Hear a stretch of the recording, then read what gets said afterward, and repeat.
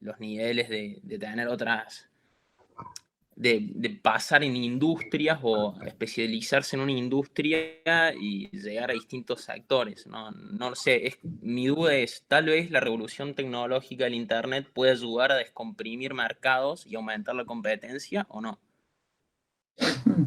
Me parece muy interesante tu comentario en general. Es para reflexionar. Este, pienso solamente una aclaración con respecto a la introducción que hiciste a tu comentario y pregunta. Vos planteaste, bueno, desde la revolución industrial en adelante han ido aumentando los niveles de concentración, ¿no? Este texto que les mencionaba yo planteaba que en sus inicios, digamos, con la fábrica de la revolución industrial se dio como un largo periodo de competencia y con la revolución en los medios de transporte de fines del siglo XIX en adelante, se fue dando un proceso de concentración creciente, ¿no? Que no es lo que ha teorizado ni los clásicos ni Marx, ¿no? Pero de principio del siglo XX en adelante, digamos, estamos hablando de una configuración de la industria a nivel global caracterizada o dominada por grandes capitales, ¿no?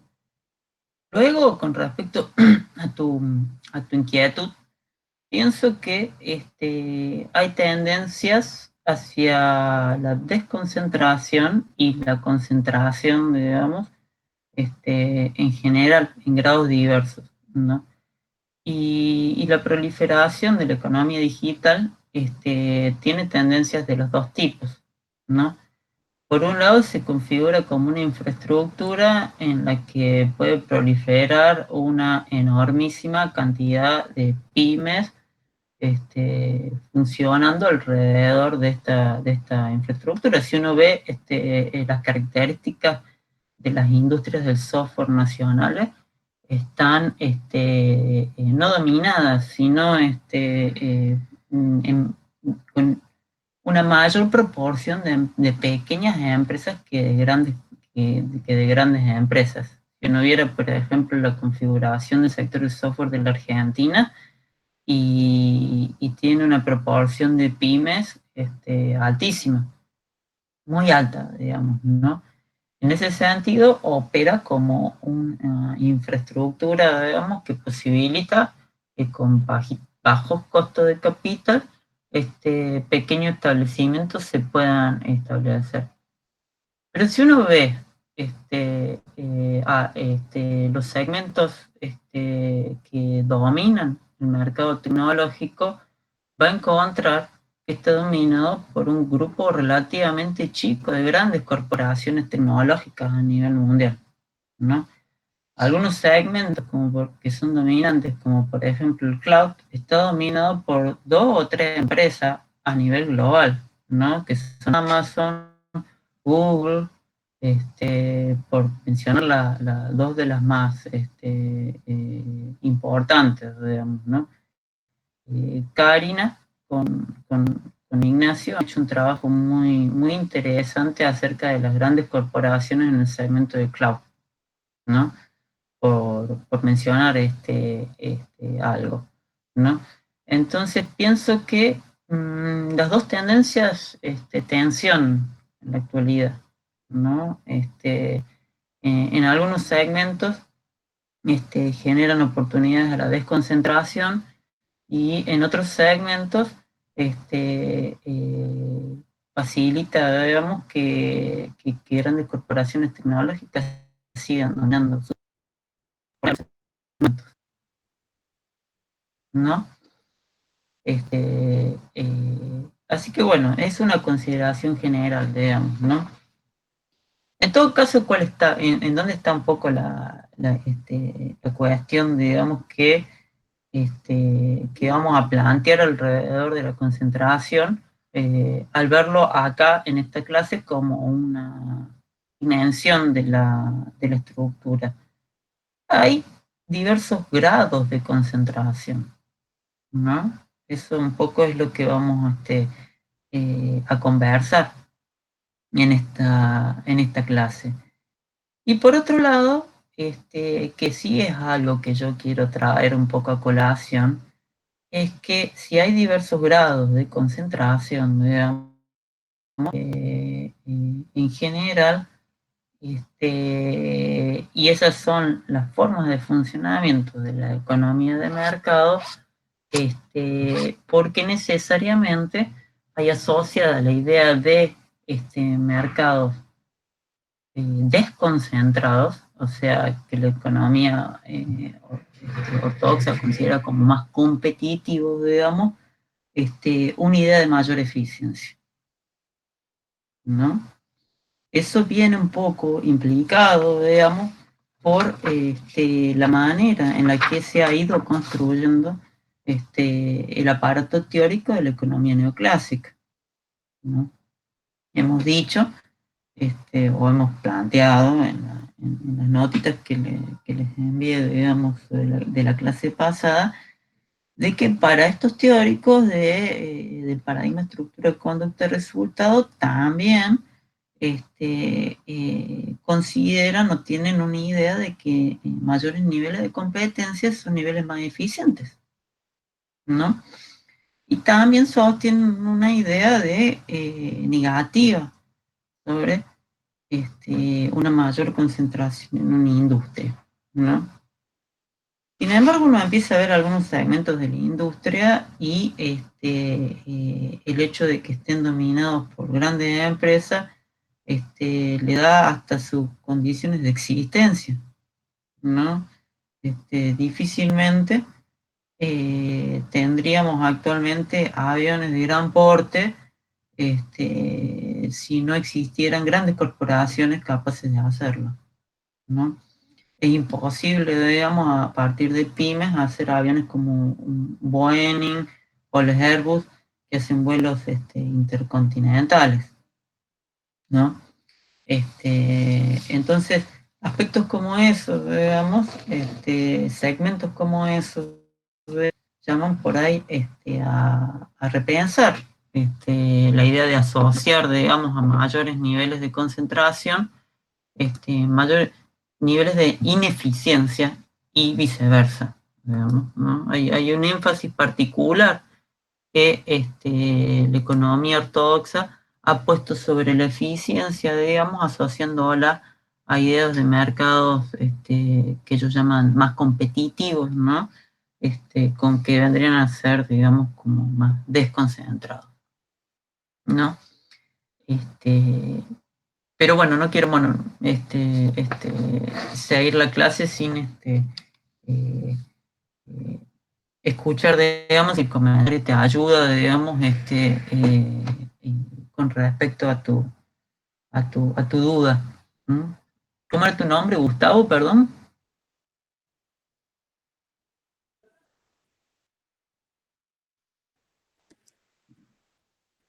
¿El mío, profe?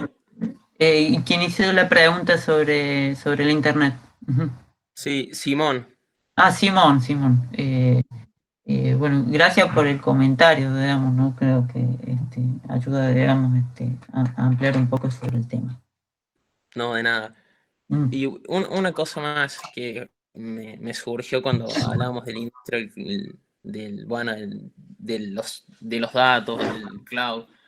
Eh, Ujú. Dentro de la tecnología de la información, también se correspondería eso, porque hay algunas pequeñas empresas que concentran la mayor cantidad de datos nuestros, viéndolo desde ese punto de vista. eh, Habría una concentración casi de datos y no sé hasta qué punto eso no es interferir en la libertad de las personas. O Ujú. sea, ya saliendo del hecho de la concentración de mercado, eso aumenta también la concentración. Lo pensaba desde ese lado, digamos, porque cada vez es más difícil eh, regularlo no sé. Estoy totalmente de acuerdo, digamos, con vos. Es difícil y hasta imposible regularlo, ¿no? Este, hay una, hay una socióloga que se llama Shoshana Zuboff, con Z, B larga. Ella ha escrito un libro que salió el año pasado, que se llama Capitalismo de Vigilancia. Es un libro tremendo, ¿no? Y ella plantea en este libro, ¿no? Algo tremendo con respecto a tu inquietud, que los efectos sociales de la monopolización no la monopolización, los efectos sociales de la apropiación de datos privados, digamos, me parece algo, por lo menos para mí, una inquietud muy, este, que me mueve mucho, digamos, que me interesa mucho, digamos. Y una de las cosas que esta autora plantea, que a mí me llamó la atención, que me parece que puede relacionarse a lo que vos planteas, es que ella dice que la principal fuente de la masa de beneficios de las principales corporaciones tecnológicas globales, ¿no? Especialmente Google, toma el caso de Google como paradigmático, se basa en el procesamiento de datos de comportamiento, nuestros datos de comportamiento, ¿no? Dice que hasta el hartazgo los directivos de Google han señalado que ellos no venden datos privados de la gente, digamos, o de sus usuarios. Y Shoshana Zuboff dice que es cierto, ¿no? Lo que ellos utilizan son todos nuestros datos, o los datos que recolectan sus programas, digamos, para procesarlos con tecnología de Machine Learning, inteligencia artificial, y producir lo que ella llama, ¿cómo podría ser? Productos de predicción conductual, algo así, ¿no? Lo que ellos venden, en realidad son productos de predicción en algo así que sería como un mercado de comportamientos a futuro, ¿no? Entonces lo que estas corporaciones venden, según esta autora, o la principal, la fuente más jugosa de los beneficios de empresas como Google, Facebook, Microsoft, Amazon o incluso Apple, está en la comercialización de estos productos predictivos de el comportamiento social, ¿no? Entonces, bueno, es un problema social, yo pienso, de los más relevantes en este momento, ¿no? Yo sí puedo en estos días, quizá la semana que viene, subo algunas notitas de reflexión alrededor de esto que he estado haciendo para contribuir, digamos, a estas inquietudes que a mí también me hacen pensar un montón, ¿no? Nada. Bueno, te agradezco mucho, Simón, la intervención, ¿no? Vamos a continuar con el tema. ¿Quieren?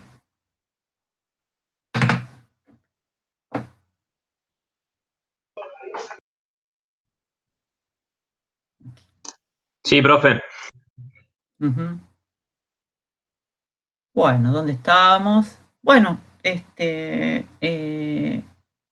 bueno, decía una de las cosas que comenté, digamos, cuando decía que estos teóricos del paradigma estructura, conducta y resultado no encontraban muchas más explicaciones acerca de dónde viene la concentración que la economía de escala.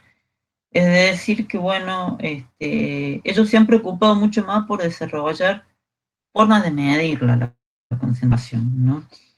Índices para calcular cómo es la concentración, caracterizar los mercados y luego ver sus consecuencias, ¿no? Así que bueno, esta clase presenta bastante ese tema, como son los índices de concentración industrial. El tema de concentración industrial lo vemos todo en el capítulo de Clarke, el capítulo 2 de Clarke, salvo la parte de desigualdad, digamos, una parte que pueden salteársela sin muchos inconvenientes. Pero bueno, primero, ¿qué es la concentración industrial? ¿No? Y bueno, la concentración se refiere a la medida o el grado en el que la producción u otras variables productivas, siempre se usan las variables productivas que se tienen a mano, pues de producción, ventas, empleo, son las más utilizadas, ¿no? Es la medida en que estas variables productivas están poseídas por un número reducido de empresas, ¿no? Es mayor la concentración mientras sean menos las empresas que dominan la producción, ¿no? O cuanto más desigualmente sea la distribución de las cuotas de mercado, ¿no? Por ejemplo, digamos, podemos tener un sector en el que hay solamente 5 empresas, ¿no? Y estas 5 empresas tienen cada una el 20% del mercado, ¿no? Si tuviéramos un segundo sector en el que hay 100 empresas, ¿no? Y una sola de estas empresas domina el 95% de la producción, ¿cuál pensarían ustedes que estos dos sectores es el más concentrado?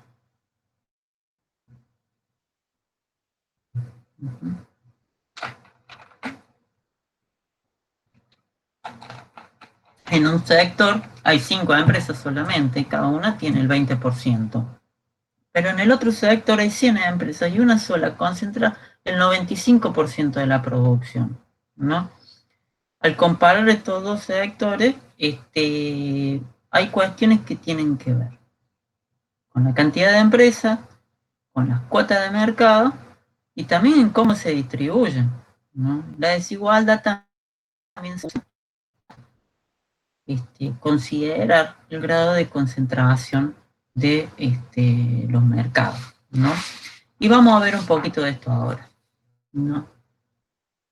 Bueno, cabe contar entonces con forma de medirla y comparar los niveles de concentración entre distintos sectores, ¿no? Bueno, existen como ciertas medidas y es bueno saber qué deseamos o qué es deseable en estas medidas, ¿no? Esto es, bueno, qué ventaja y qué es el uso de cada caso, ¿no? Aunque bueno, muchas veces lo que es deseable no siempre se puede, ¿no? Por un lado es deseable, ¿no? Que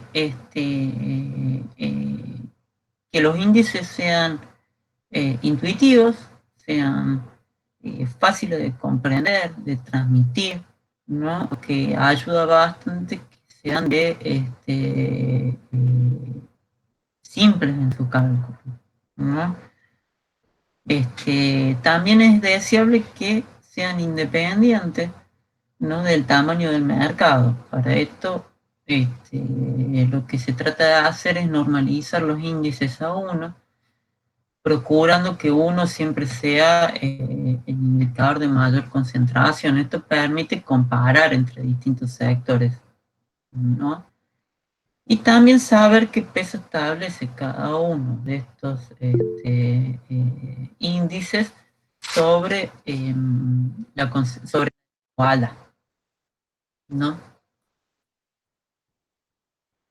Bueno, esto que vemos acá en la diapositiva es lo que se denomina curva de concentración, ¿no? Es una forma de representar la concentración en distintos sectores, ¿no?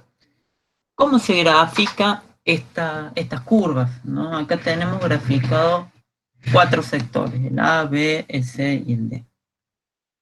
Lo que grafica esta curva son las participaciones de mercado o las participaciones en la variable que tomemos. En este caso está tomado el producto de todas las empresas que conforman esa industria, ordenadas de mayor a menor, ¿no? Entonces, en el eje horizontal tenemos la cantidad de empresas y en el eje vertical lo que tenemos es el porcentaje acumulado de el producto, ¿no? Y eso se grafica ordenando, digamos, las empresas de mayor participación a menor participación. Esta forma de graficar los sectores nos permite visualizar el grado de concentración y desigualdad en cada uno de los mercados o industrias que tratemos, ¿no? Cuando una curva de concentración está totalmente por encima de la curva de concentración de otra industria, se puede decir que es una industria más concentrada, ¿no? Por ejemplo, en este caso, el mercado A o la industria A es el mercado más concentrado de todos, porque es una curva que está totalmente por encima de la curva de las otras tres industrias, la B, la C y la D, ¿no? Por otro lado, la industria D es la industria menos concentrada de todas estas cuatro, ¿no? Por otro lado, visualizar las curvas de concentración nos permite obtener conclusiones inequívocas cuando las curvas se cortan, ¿no? Por ejemplo, este es el caso acá de la industria B y la C. Estas se cortan, ¿no? Y esto nos permite establecer un orden unívoco entre estas curvas, ¿no? Y esto también está afectado por el hecho de que sean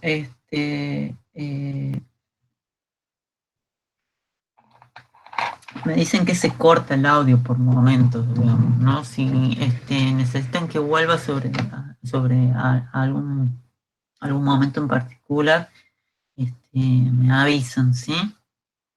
¿Mm? Bueno, además estas curvas, que son las curvas de concentración, permiten visualizar la desigualdad. La desigualdad en estos sectores se visualiza a través de la concavidad de la curva de concentración. Muy cóncavas revelan mercados o industrias más desiguales, ¿no? Aquí, por ejemplo, la industria D, en el que la línea es recta, presenta todas las empresas que son de igual tamaño. El ejemplo que yo les mencionaba recién, de un sector con 5 empresas con cuotas de mercado iguales, se representaría con una curva de concentración de una línea, porque todas tienen las mismas curvas, las mismas cuotas de mercado, o las mismas cuotas de participación de la variable que se trate, ¿no? Bueno, los índices de concentración son una medida resumida de esta curva de concentración, ¿no? Algunos criterios, digamos, que son deseables para estos índices es que traten de ser representativos de las mismas conclusiones que se obtienen a través de comparar curvas de concentración, ¿no?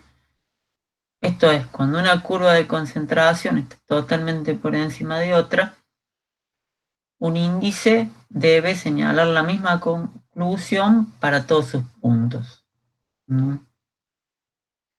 También cuando una empresa grande se apropia de las ventas de una empresa más pequeña, más chica, debe representar un aumento en la concentración, ¿no? Estas cosas deben visualizarse. Y por último, debe representar disminuciones en la concentración cuando entran empresas pequeñas, ¿no? Lo que presentamos acá son lo que son 4 de los índices más usados. Comentamos un poco cuáles son sus ventajas y desventajas o limitaciones, ¿no? Y les voy a mostrar, digamos, unos cálculos, digamos, que hemos sabido hacer en clase años anteriores, para sacar algunas conclusiones.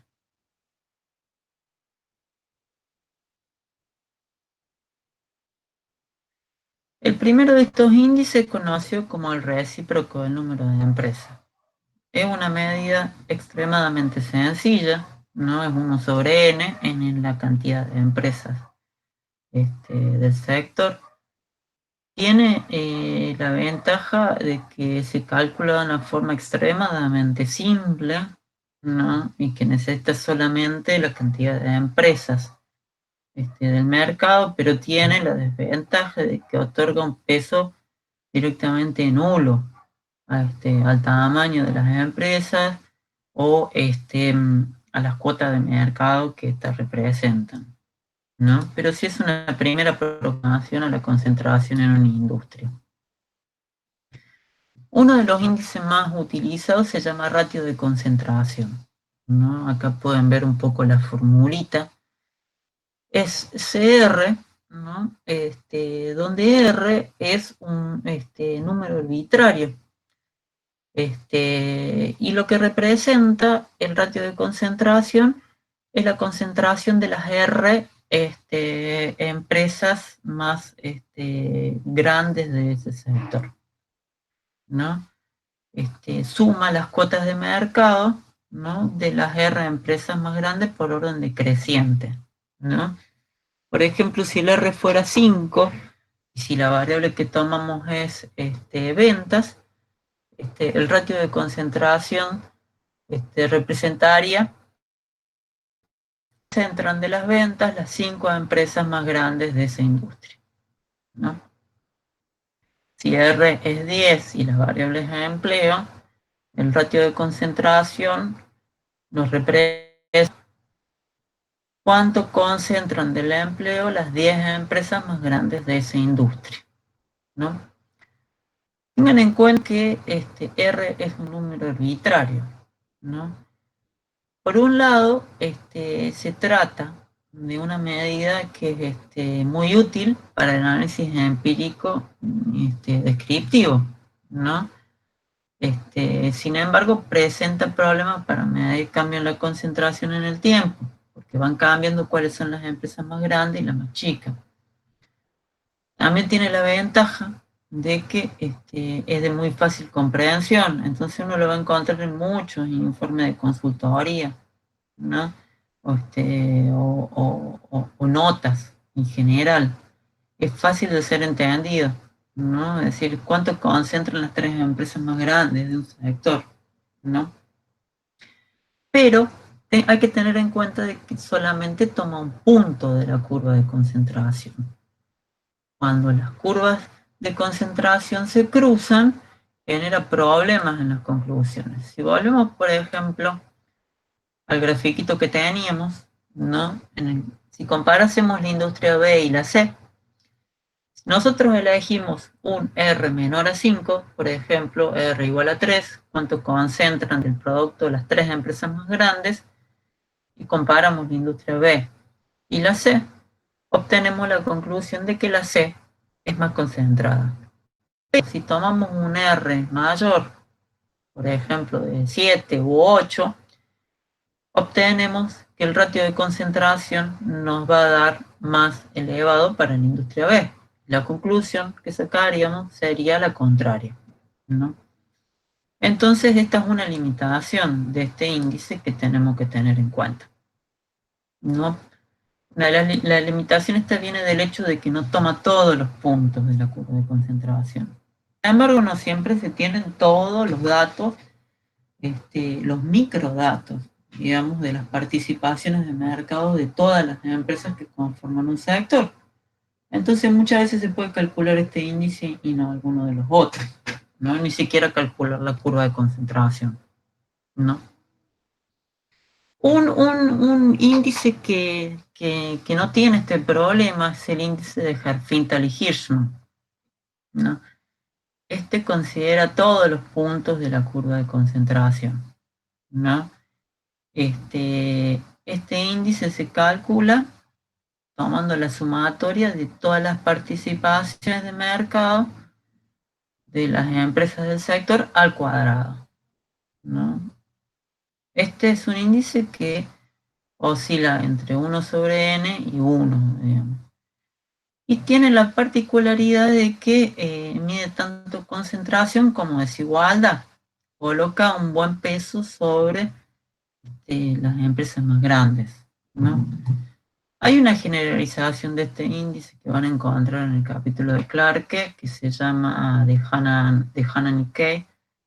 Es una generalización que permite hacer cambiar el peso que este índice tiene a la medida en la que castiga el hecho de que haya empresas grandes en los sectores. Y el último índice que nosotros les acercamos para que conozcan y tengan en cuenta es un índice que se llama índice de entropía. Esto es una medida inversa de concentración, ¿no? Se calcula como la sumatoria de las cuotas de mercado ponderada por el logaritmo natural de 1 sobre la cuota de mercado de las empresas, de la empresa I para toda la curva de concentración. Esto es para todas las empresas, ¿no?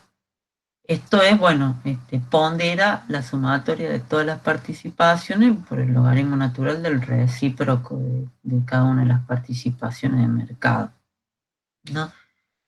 Tiene la característica de que mide además el grado de desorden que hay dentro de una estructura de mercado, que es algo que no hacen las otras medidas, ¿no?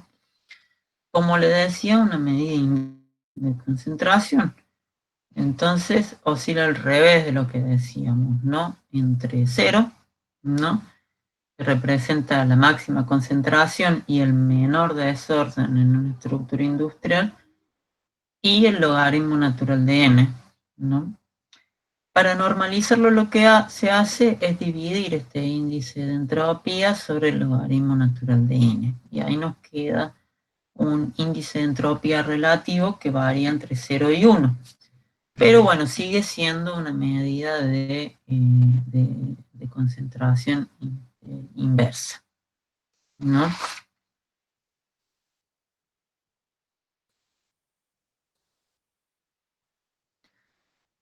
Bueno, ahora tenemos algunos cálculos de estas 4 medidas. Profe, Sí, te escucho. el segundo índice, el H, no me acuerdo cómo era el apellido. De Herfindahl y... Ese mismo. Sí. Si haces ese índice sobre la elasticidad de la demanda, ¿vendría a ser una especie de markup que pueda hacer cada empresa? O sea, No, el grado, sí, te escucho. el grado en el que el precio podría diferir del costo marginal. No, porque acá lo que estás sumando, estás haciendo una caracterización a nivel de la estructura del mercado. Acá sumas las participaciones de mercado de todas las empresas, ¿no? Claro. Y el markup es una variable micro específica, o sea, voy a decir la capacidad que podría tener cada empresa para establecer un markup cuando lo dividís sobre la elasticidad de la demanda, digamos. Y esa Claro. es una medida individual, si se quiere, ¿no? A nivel de la firma. El índice de concentración genera una característica de la industria, ¿no? Que es aplicable a nivel de la estructura de la industria. Entonces, en ese caso sí, es análogo a una caracterización de de cómo va a decir la elasticidad de demanda, lo que la elasticidad de demanda es a la demanda. Un índice de concentración es análogo a una caracterización de la oferta de la industria, ¿no? Pero bueno, la forma de fijación de precio variable específica a cada firma, ¿no? Más bien micro. Claro, perfecto. Bueno, cuando dábamos esta clase en el aula, lo que hacíamos era hacer algunos cálculos de esto, ¿no? Para eso lo que teníamos eran algunos datos de un censo económico viejo del 94 de Córdoba, ¿no? Para ver estadísticas productivas en general, es importante en la materia que se vayan introduciendo a lo que son los códigos SIU, ¿no? O ISIC en inglés, ¿no? SIU se refiere a Clasificación Internacional Industrial Uniforme, ¿no? ISIC es lo mismo en inglés, ¿no? ¿Alguien sabe lo que son estas clasificaciones? ¿Mm?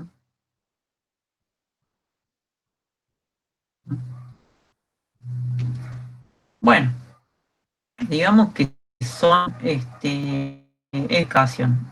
Yo no, Matías. Bueno, vamos a introducir un poco la cuestión.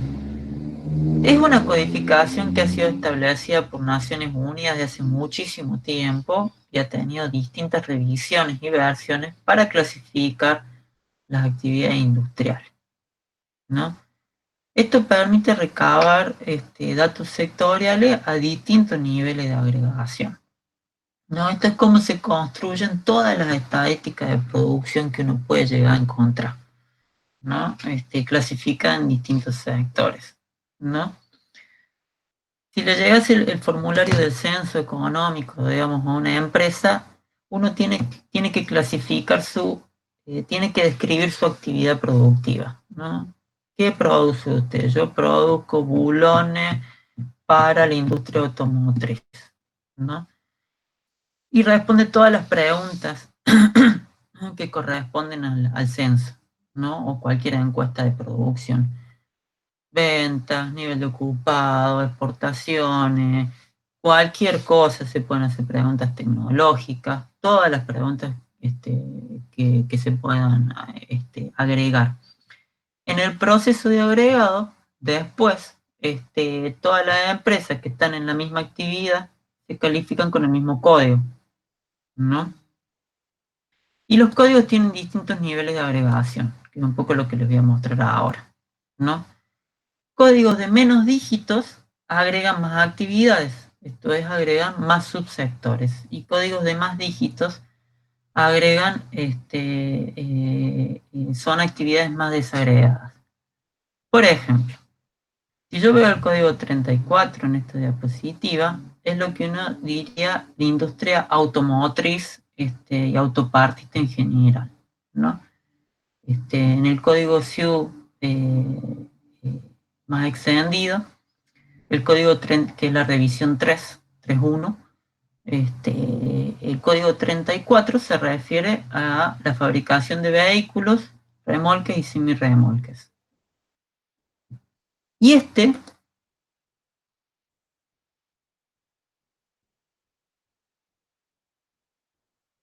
me dicen que se corta el audio por momentos. Bueno, pueden pedirme que vuelva, digamos, sobre alguna cuestión que se perdió, digamos, ¿no? Yo no tengo problema en volver sobre eso. Me van diciendo alguna cosa que se haya perdido, ¿no? Bueno, es por momentos cortos, dicen algunos, ¿eh?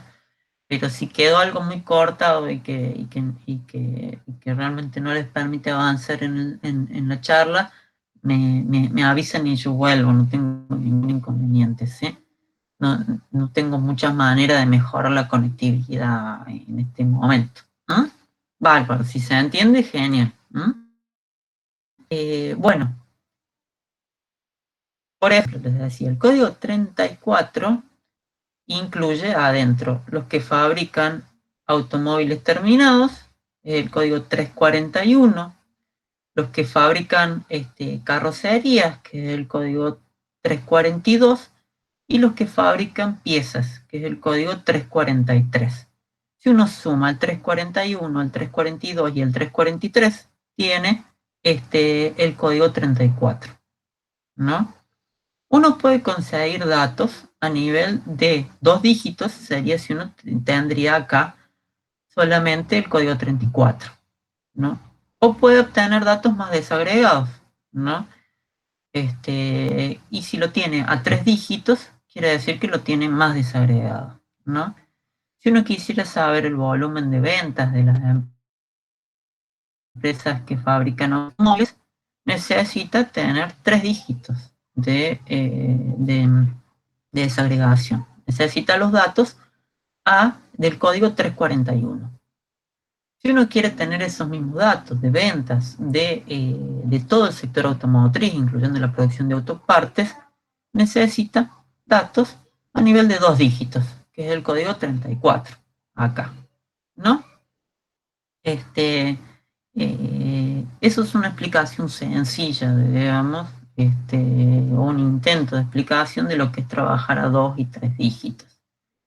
Es importante, digamos, que introducirse en esta forma de clasificar las actividades industriales, que les va a servir también para buscar datos para sus informes sectoriales, ¿no? También les va a ayudar a ir viendo el nivel de desagregación en la que van a ir trabajando, ¿no?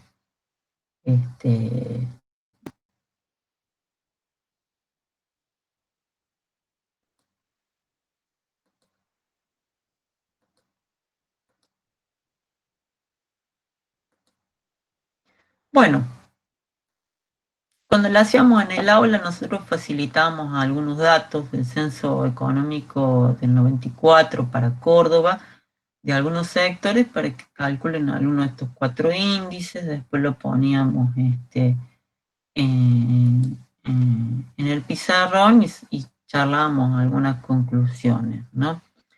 Esto mucho no se puede hacer ahora porque son microdatos, digamos, ¿no? Entonces no podemos estar distribuyendo microdatos en un censo económico, ¿no? Así que lo que pensé para esta clase, digamos, ir sobre todo al análisis de las conclusiones, ¿no? Primero calculamos algunos índices de estos 6 sectores a nivel de 2 dígitos, ¿no? Son datos reales del sector manufacturero de la provincia de Córdoba para el año 94, ¿no? Ahí pueden ver ustedes la cantidad de empresas y las ventas totales del sector 15, que es el sector de alimentos y bebidas. Casi 2.500 empresas conformaban el censo en ese momento. El código 21, que es el sector de producción de papel y producto de papel. El código 22, que editorial e imprenta. El 34, que automotores y autopartes, puede decir industria automotriz. Y el código 35, que son otro equipo de transporte, ¿no? Ahí pueden ver ustedes la cantidad de empresas y la venta total, ¿no? Esto lo voy a poner en pantalla completa para que se pueda ir viendo la animación. ¿Se ve con animación? A ver si aparecen los cuadraditos. ¿Alguien me puede decir si sí o si no? No, profe, no se alcanza a ver la animación. ¿Te aparecen los cuadraditos y el circulito gris y azul? Sí, Claro. ¿Aparece? La segunda columna. ¿Aparece y desaparece o no? No, o que se quedó fijo como la segunda columna que está pintado de azul y de gris. Bueno, no hay problema. Yo para saber nomás que sale que no, que aparece que no, que desaparece. Bueno, acá está calculado primero para estas 6 industrias que yo les decía, el recíproco del número de empresas. Si uno ve el recíproco del número de empresas acá, la primera conclusión que saca es que el sector menos concentrado es el sector 15, de alimentos y bebida. tiene un índice de 0,004. Y el sector más concentrado es el sector 21, que es el sector de papel y producto de papel, ¿no? Si uno empieza a agregar medidas, ¿no? Y calcula el ratio de concentración para las 5 empresas más grandes, primero se sostiene la primera conclusión, que es que el sector 15 de alimentos y bebidas es el que tiene el ratio de concentración más bajo, el 0,38. Esto es que las 5 empresas más grandes de este sector acumulan el 38% del volumen de ventas, pero el sector más concentrado que aparece es el de automotores y autopartes, ¿no? El ratio de concentración con R5 es de 0,866. ¿No? Esto quiere decir que las 5 empresas más grandes de este sector acumulan casi el 87% del volumen de ventas, ¿no? Si uno analiza, calcula el índice de Herfindahl y Hirschman, estas conclusiones se ratifican, ¿no? Pero Sí. no se ve, o sea, no nos aparece nada. A ver. Está todo en blanco. Ahí ¿Números? está. ¿Ahora sí? Sí, ahora Bueno, genial. Ahí salen todos los círculos y los cuadraditos. Ah, no estaban ni los números recién, ¿no? Ok. Claro, profe. Bueno. Sí, es que lo puse en pantalla completa y me apareciendo. Tenía unas animaciones. Bueno, iremos aprendiendo cómo usarlo esto. Bueno, Pero, entonces hay una pregunta, ¿el R en base a qué se elige? O sea, ¿por qué? el R es un número arbitrario, ¿no? Se elige el principal criterio, digamos, está en la disponibilidad de datos, realmente. En este caso, que tenemos los datos censales, podríamos haber elegido cualquier R, ¿no? Se eligió 5 porque es lo más utilizado realmente, ¿no? Pero verdaderamente es un número arbitrario. ¿Mm? Bueno, ahí pueden verse los datos que les estaba leyendo recién, digamos, ¿no? Calculando el ratio de concentración, el sector más desconcentrado parece como el sector de alimentos y bebidas, ¿no? Con el 0,38. Y el más concentrado, el de automotores y autopartes. Esta conclusión se mantiene cuando uno calcula el índice de Herfindahl, ¿no? El sector más desconcentrado es el de alimentos y bebida. Y el de mayor concentración es el de automotores y autopartes.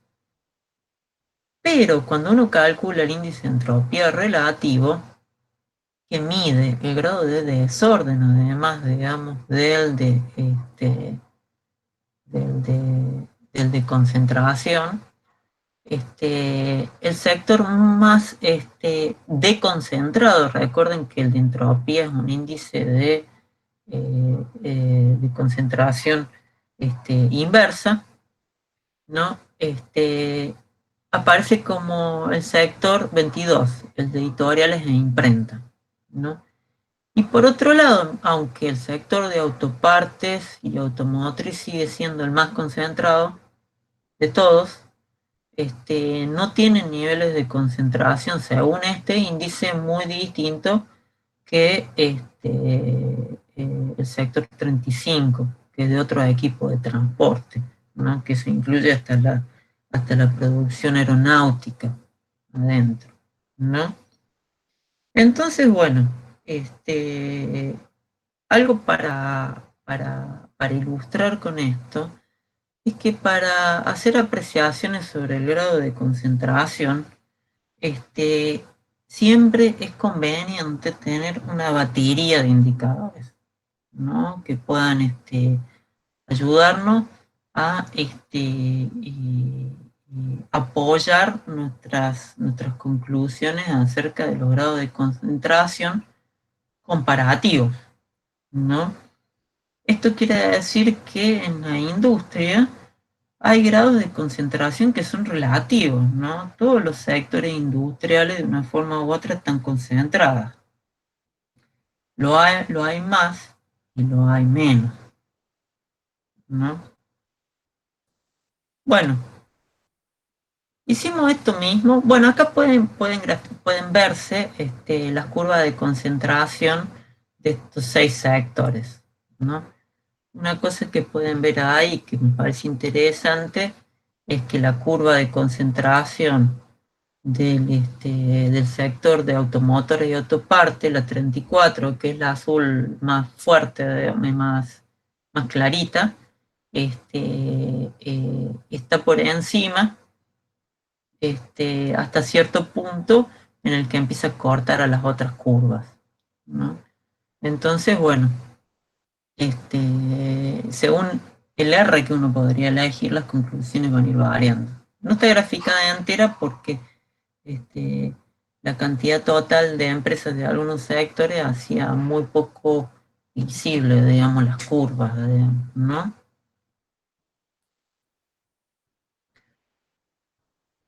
Bueno, este mismo ejercicio lo hicimos en 3 subsectores de 2 de estos sectores, ¿no? Están calculados a 5 dígitos. En el caso del sector automotriz es lo mismo que a 3 dígitos, ¿no? Acá pueden ver los datos de estos sectores en los que calculamos estos índices, que son el sector de producto, el segmento de producto de panadería, el segmento de productos de cacao y confitería, ¿no? El segmento de bebidas gaseosas, ¿no? Más subsectores componen el sector 15, tomamos 3, digamos, acá. En cambio, de la industria automotriz sí tenemos todos los sectores que lo conforman, que son el 341 de vehículos, el 342 de carrocerías y el 343 de autopartes, ¿no?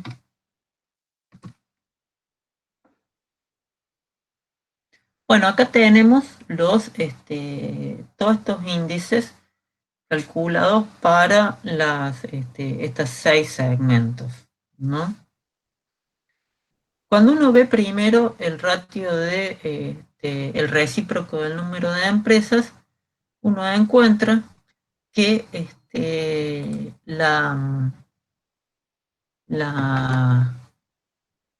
sector que parece como más desconcentrado de todos es el sector de autopartes. Tiene el 1 sobre n más chico, que es 0,034. Por debajo del segmento de producto de panadería, que es 0,0130. Y el segmento más concentrado de los 6 aparece como el de producción de vehículos terminados. Cuando uno pasa a calcular el ratio de concentración, se mantiene que el sector más concentrado es la producción automotriz, de vehículos automóviles terminados, ¿no? La producción automotriz. De hecho, hay menos de 5 empresas en este segmento, por eso es que el ratio de concentración es igual a 1, ¿no? Pero este índice no es muy distinto, ¿no? Del ratio de concentración de la producción de productos de cacao y confitería, donde está uno de los grandes, de las grandes corporaciones de Córdoba, como es Arcor, ¿no? Vemos que mientras las 5 mayores empresas del sector automotriz concentraban el 100% de las ventas, en el sector de productos de cacao y confitería, las 5 empresas más grandes concentran el 99,6% de las ventas, ¿no? Los dos sectores menos concentrados sí tienden a ser los mismos, pero ya el de producto de panadería es menos concentrado que el de autopartes. Cuando nosotros calculamos el índice de Herfindahl y Hirschman, ¿no? Estas últimas dos conclusiones se mantienen, digamos, los más desconcentrados son el de autopartes y el de producto de panadería. Pero cuando comparamos los dos que tienen mayores niveles de concentración, aparece, al considerar el peso, digamos, o la desigualdad que hay en el interior del sector, que la concentración es mayor en el sector de productos de cacao y confitería, ¿no? La desigualdad es mucho mayor comparada con la industria automotriz, ¿no? Entonces aparece como mucho más concentrado la producción de chocolate y confitería, ¿no? Uh-huh. Este mismo resultado, ¿no?, aparece, digamos, cuando calculamos el índice de entropía relativa, ¿no?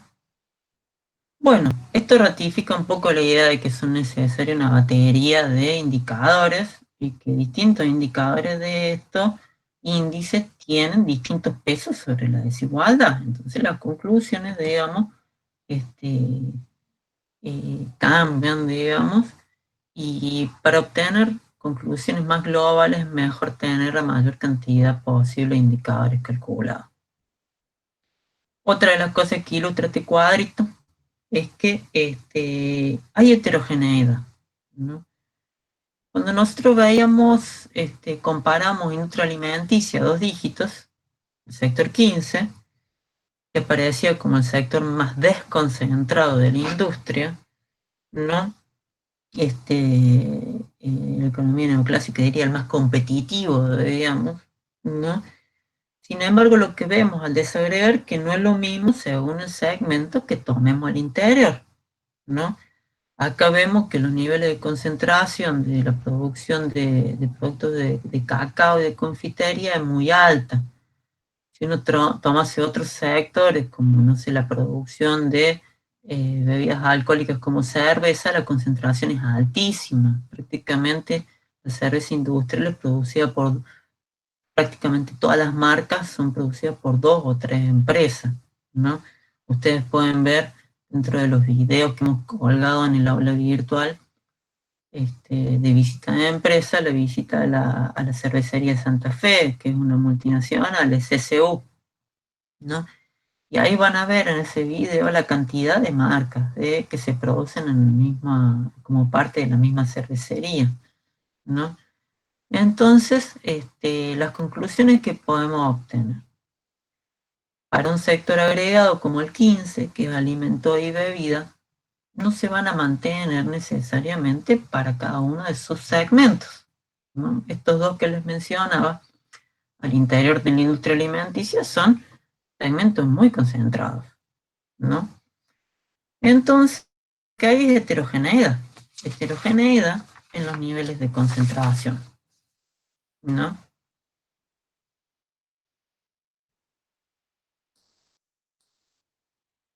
Bueno, acá está calculada también la curva de concentración, pueden verla tranquilos después, ustedes, digamos.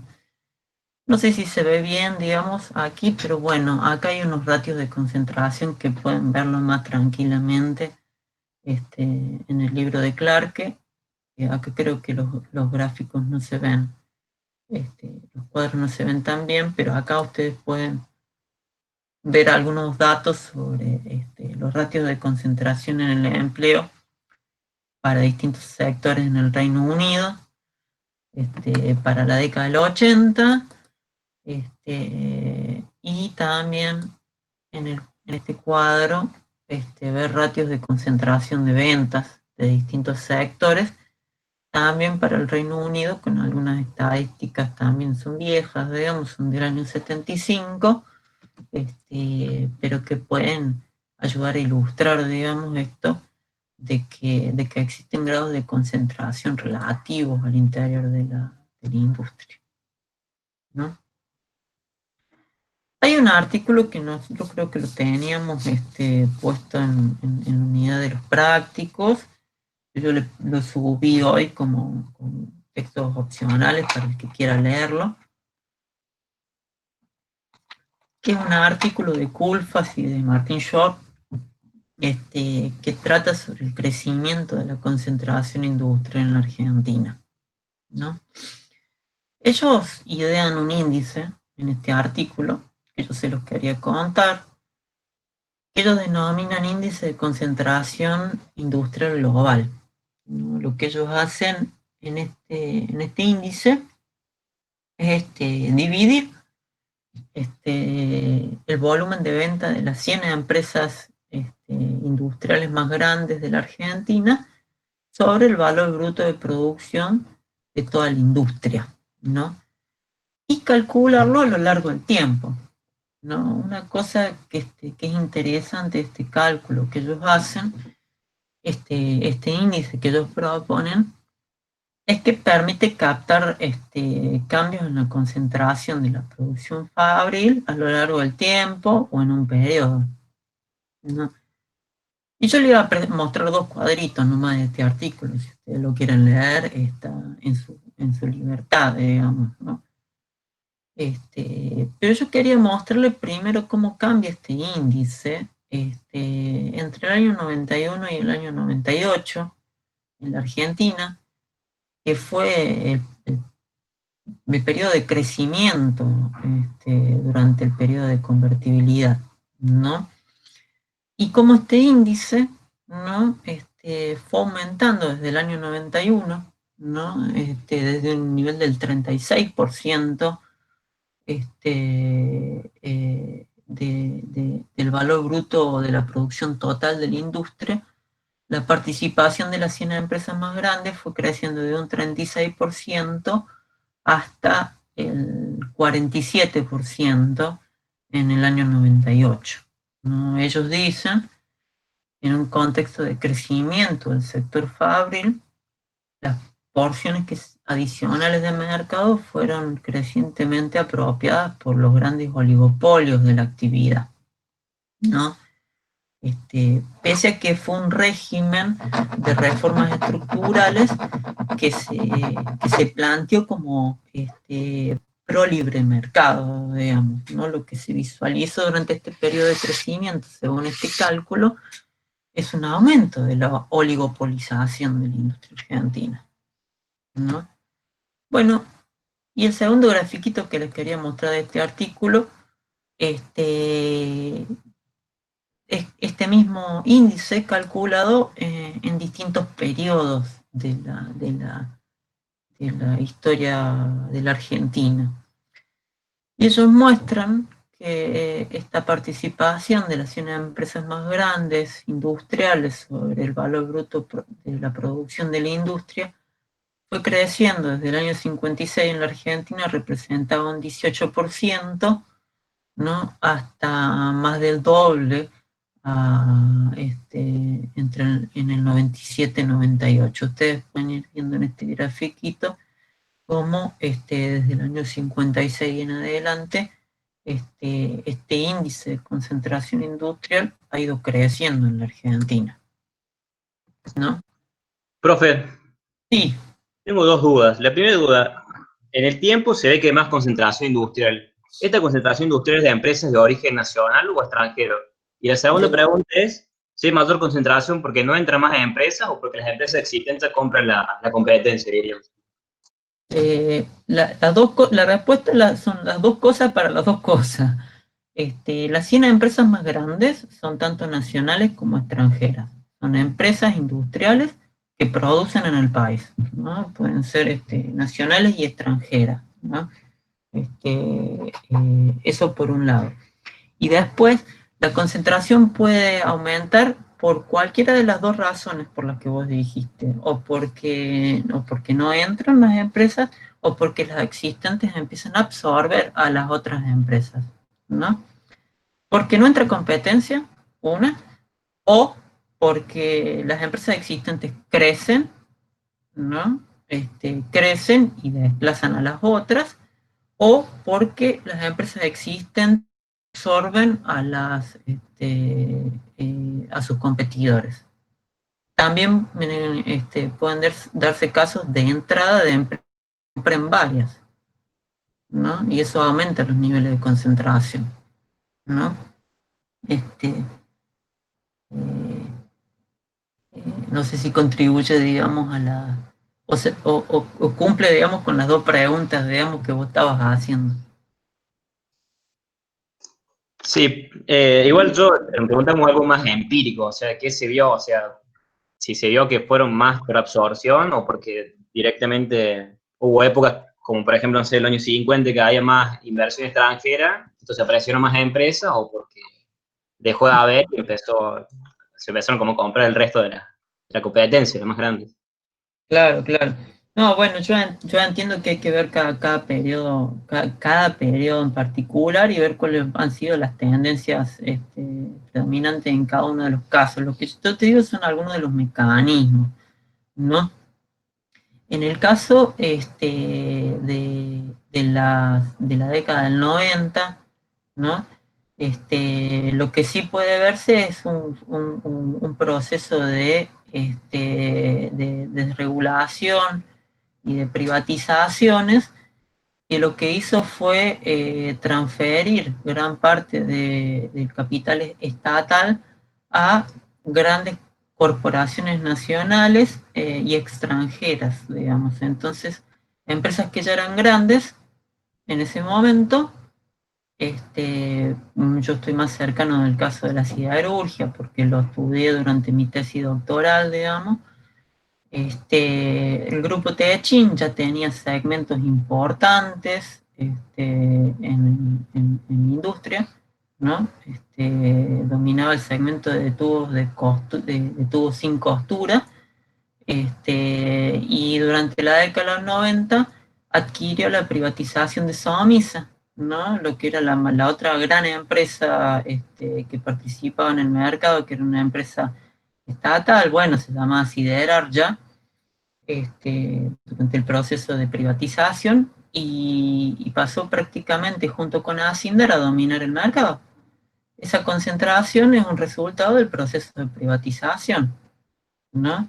Eso se fue dando en muchos sectores, en muchos segmentos, en los que el proceso de privatización de las empresas públicas lo que hizo fue empezar a transferirlas, digamos, a empresas que ya eran grandes, ¿no? Por un lado.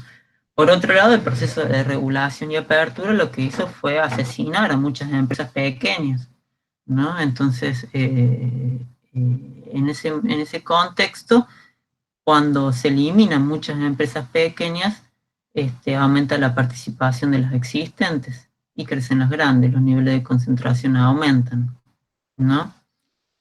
Esas son algunas consideraciones que yo te puedo hacer sobre la década del 90. Después habría que analizarlo periodo por periodo, ¿no? Podemos ir haciéndolo si hay interés, ¿no? Sí, profe, no estaría mal saber un poco. Bueno, si quieren, yo preparo algunas cositas más a modo introductorio para la próxima clase en vivo y lo seguimos conversando, ¿no? Tanto, Sí, estaría bueno, profe.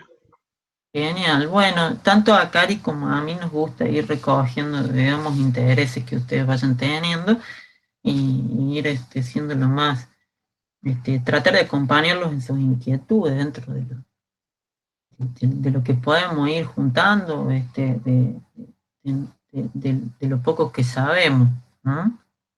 Así que, bueno, me lo apunto para que lo sigamos. Profe, Sí, te escucho. yo también tengo una duda. En el trabajo que hace Culfas, ¿toma para la industria en general? O sea, cómo lo toman, qué toma en cuenta para armar el índice de concentración? ¿Qué industrias? ¿O qué industria? La industria como un todo, toda la O- industria. pero entonces habría ponderaciones distintas que elevarían o bajarían el número de la concentración. O sea, desagregándolo como en industrias particulares, ¿cuáles son las industrias donde más crece la concentración de capital en ese periodo de tiempo en Argentina. Bueno, eso no está abordado en el artículo, ¿no? Porque, bueno, es el nivel de análisis que vos querés trabajar. Este artículo está planteado a nivel del crecimiento en la concentración de la industria como un todo. ¿Ah? No está pensado para trabajar la evolución a nivel de subsectores, ¿no? Profe, Y sí, te respondo, Matías, ¿no? sí, disculpe. Ya te doy la palabra. Quiero decir solamente con respecto a eso que hay dificultades bastante particulares para hacer un cálculo de la evolución de la concentración industrial que tienen que ver con la disposición de microdatos a lo largo del tiempo, ¿no? Vos deberías tener los censos industriales a nivel de microdatos para todos los periodos que quieras calcular, ¿no? Esta es una forma ingeniosa de estos autores de trabajar la concentración para toda la industria con los datos que se tienen, ¿no? Yo creo que es muy meritorio, digamos. Martin Short es un gran economista en temas de sectores industriales, ¿no? Sí, te escucho, Matías. Bueno, disculpe que le interrumpí, pensé que ya había terminado justo. Yo quería saber, cuando usted, digamos, por ejemplo, para este trabajo, quiere formar estadísticas agregando toda la industria, ¿la pondera de acuerdo a qué, digamos? ¿A nivel, a volumen de producción, a ingresos, a empleo? ¿O hay distintas metodologías? No, acá se toma la variable que se utiliza es ventas, ¿no? Y valor bruto de la producción, ¿no? Y no hay ponderaciones, digamos, porque es una medida para la industria, ¿no? Entonces, el valor bruto de la producción es global, es agregado, ¿no? Sin ponderación, es una suma simple, ¿no? Y lo mismo para el volumen de venta de las 100 empresas más grandes, ¿no? Uh-huh. Claro, claro, entiendo. Pero digo, cuando uno, por ejemplo, quiere ver la concentración y quiere comparar 3 sectores, por ejemplo, y después presentarlos como un proxy de lo que ocurre en la industria nacional, porque no tiene datos para la industria nacional o lo que ocurra. Lo pondera de acuerdo a producción, de acuerdo a ventas, digamos, algo por el estilo, o no es un criterio único el que hay. Bueno, no hay criterio único. Lo que debería hacer es tratar de mantener la misma variable. Claro. ¿No?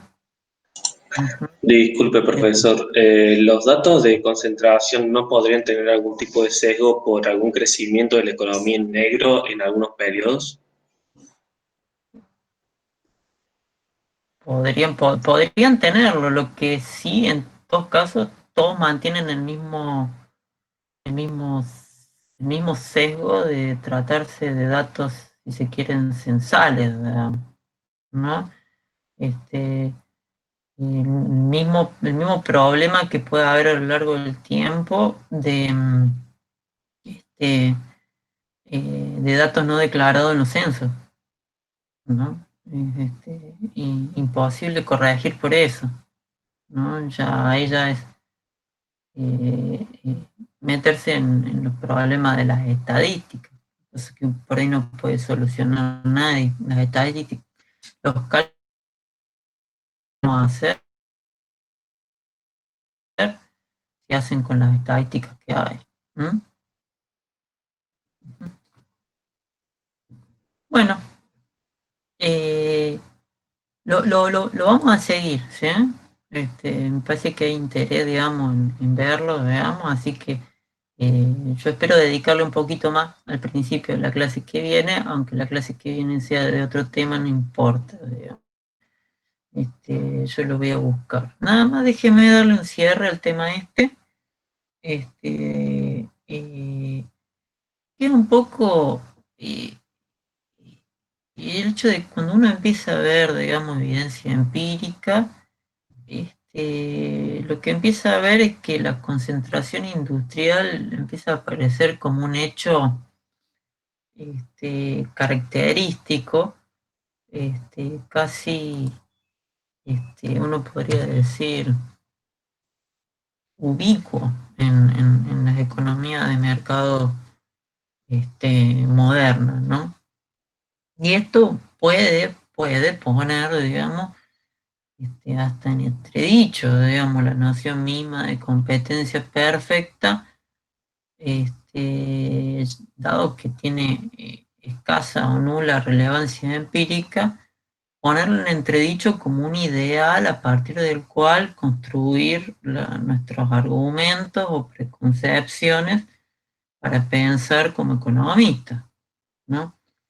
Lo que se llaman como mercado competitivo, digamos, como la forma más eficiente de asignación de recursos, es una idea que realmente uno ve cómo ha funcionado la industria en los últimos 100 años y que realmente no se sostiene empíricamente, sino como un hecho excepcional, ¿no? Incluso uno podría llegar a pensar que este hecho hasta cuestionaría un poco o podría poner a reflexionarse acerca de cuál es el problema central que tiene que tener nuestra disciplina, si es que los mercados o las industrias no funcionan sino excepcionalmente como de competencia perfecta, si realmente la asignación de recursos de caso es un problema económico relevante en un contexto donde nuestras economías se centran en producir especialmente bienes superfluos y a generar un volumen de consumo muy por encima, digamos, de los niveles de subsistencia, ¿no? Pero eso es una reflexión absolutamente propia, ¿no? Uh-huh. Bueno, antes de irnos, que pienso que se ha hecho bastante rica la clase, digamos, quiero presentarles rápidamente, digamos, quiero que le dediquemos 10, 15 minutos, digamos, a hablar de la otra dimensión que, que no hemos trabajado hasta el momento en las clases, de la otra dimensión de la estructura de los mercados que está considerada en el esquema de estructura de conducta de resultado, que son las barreras a la entrada, ¿no? Uh-huh.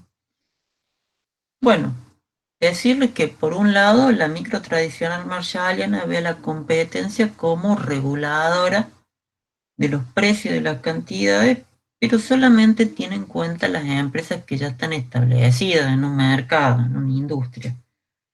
Bain estableció la necesidad de considerar la competencia con posibles ingresantes a la industria, con actores que, por así decirlo, no están en el mercado, esto es, con la competencia potencial, ¿no? La idea acá es que las empresas establecidas poseen algún tipo de ventaja, ¿no?, sobre las empresas que podrían entrar, ¿no? Y estas ventajas le permiten a las empresas que están dentro de un mercado elevar el precio por sobre los costos medios, pero pueden hacerlo solamente hasta un límite, hasta cierto límite, ¿no? Hasta cierto límite donde no se induce la entrada de nuevos competidores. Y esto es lo que ha dado origen a las teorías del precio límite, ¿no? Que vamos a ver algo de eso un poco en la clase que viene, ¿no? De esta forma, la barrera a la entrada son una medida, y esto hablando sobre todo de la definición de Bain, que está presentada en el texto de Clarke, el capítulo 4, creo que es el que está en la bibliografía sobre esto. ¿no? Que la definición de las barreras a la entrada como la medida o el grado en que las empresas pueden elevar el precio por sobre el costo medio de producción y distribución en el largo plazo sin inducir la entrada de nuevas empresas, ¿no? Hay varias fuentes por las cuales, digamos, pueden aparecer estas barreras a la entrada, ¿no? Por un lado, pueden haber ventajas absolutas de costo, ¿no? Acá hay un grafiquito que lo ejemplifica, ¿no? Estas son situaciones donde las empresas establecidas tienen la capacidad de producir a costos medios menores a los potenciales para todo nivel de producción. Si ustedes ven en estos grafiquitos, si las curvas de costo medio de largo plazo constantes, si los costos medios de largo plazo fueran constantes, toda la curva de costos medios unitarios de largo plazo de las empresas establecidas, que es la 1, está totalmente por debajo de la curva de costos medios de largo plazo de los posibles entrantes, ¿no? Esto es lo que se denomina ventajas absolutas de costo, ¿no? Es distinto a las ventajas por economías de escala, como pueden verlo en este gráfico de acá. Y bueno, capaz este es el ejemplo más típico y conocido, digamos, de barrera a la entrada, que hemos visto, que vemos en nuestra disciplina, ¿no? Como pueden ver acá es distinta del caso anterior de ventaja absoluta de costos, en el hecho de que la tecnología, si se quiere, si es representada por una curva de costo medio, es accesible, digamos, o es conocida por todos, ¿no?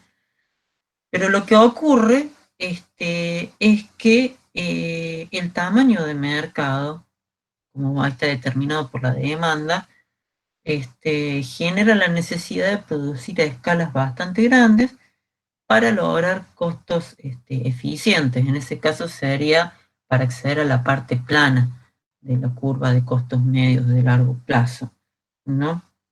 Entonces, por ejemplo, si hay un potencial entrante lo haría a un nivel de producción menor a X1, ahí, que es menor a la escala mínima eficiente, debe producir a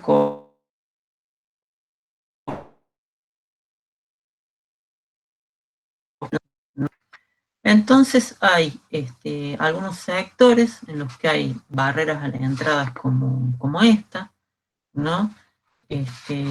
Donde además, digamos, opera como una barrera el volumen del capital inicial, ¿no? Para alcanzar determinados niveles de escala en la producción, son necesarios volúmenes de capital bastante altos, ¿no? El caso de la siderurgia y el caso de la producción automotriz de vehículos terminados, dejando de lado algunas cosas nuevas que hay, digamos, son ejemplos típicos de sectores especialmente intensivos en escala, donde para ingresar son necesarias inversiones iniciales que solamente muy pocos actores, digamos, pueden afrontar, ¿no? Así que bueno, la clase que viene retomaríamos, vamos a retomar esta misma idea, digamos, también vamos a charlar estas cosas de concentración de las que hablamos, ¿no? Lo que vamos a retomar la próxima clase presencial, ¿no? Es cómo estas barreras a la entrada afectan cómo estas condiciones de entrada, digamos, que están dadas por las barreras que existen para entrar, afectarse a través de la política de precios de las empresas existentes, ¿no? Son estos modelos de precio límite, ¿no? tenemos algunos acá hay una clasificación de algunos modelos de fijación del precio límite. Lo que nosotros vamos a ver es lo que acá sale como B, el modelo de Silos-Lavini, ¿no? Es un abordaje post-keynesiano de la fijación del precio límite a partir de barreras que imponen la escala y las indivisibilidades técnicas. Y vamos a ver un modelo sencillito, que es el modelo de Franco Modigliani, que es una generalización del modelo de Silos-Lavini. El modelo de Silos-Lavini lo vamos a ver a partir del texto original, ¿no? Que tiene cierta complejidad en la forma de abordaje. Pero lo presentamos a través del texto original porque hay una serie de riquezas del análisis que en algunas generalizaciones abstractas se pierden. Y yo voy a tratar de ir destacándoselas en la clase. Es un tema un poco tenso para ver, pero de lo cual se obtienen algunas conclusiones interesantes, ¿no? Así que bueno, eso a modo de cierre, introducción también de cara a las clases que se vienen, no especialmente la clase del viernes que viene, que es en vivo a través de Meet también, ¿no? El martes que viene les voy a enviar una clase que es sobre barreras a la movilidad, ¿no?